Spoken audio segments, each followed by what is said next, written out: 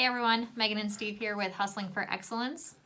If you're new to our channel, please like and subscribe and be sure to hit the notification bell so you get updates every time we post a new video. So we've been seeing a lot of when are we going to return to normal on social media? Normal. We're here to tell you we hope never. Nope. Never. I think if we return to normal, people have pretty much missed the point of all of 2020. Yep.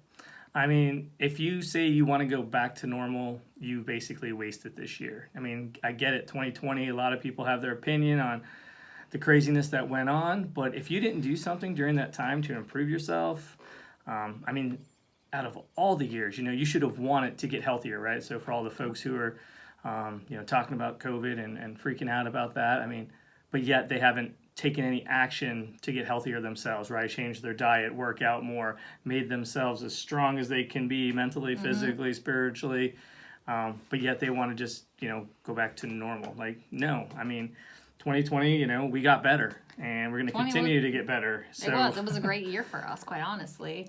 I know most people want to say that they'd rather 2020 didn't happen, but we spent more time together than we ever have, more time with our kids.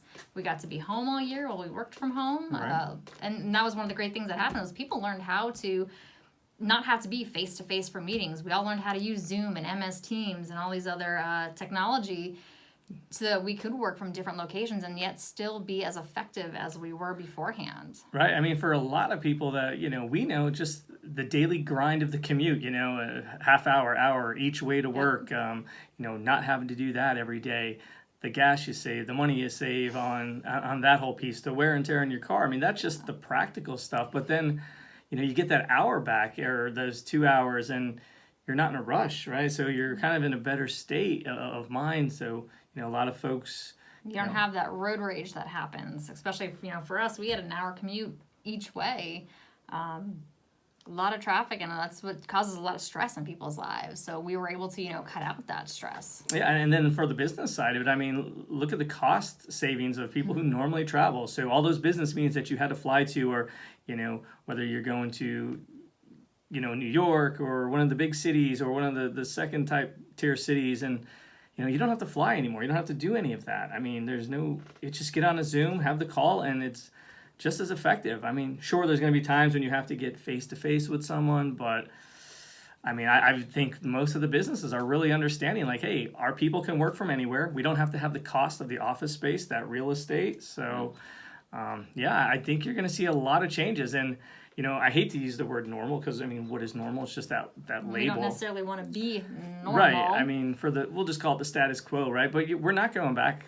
I mean, we're going to take this and move forward. I mean, whether that's, I'm not a doctor. We're not doctors. So, I mean, the experts who seem to change their mind every single day, I mean, let's just be honest. We don't know, right? We don't know if it's going to be vaccine, and it's no okay vaccine. that no one really knows yet. You Right. know, what's true, what's not.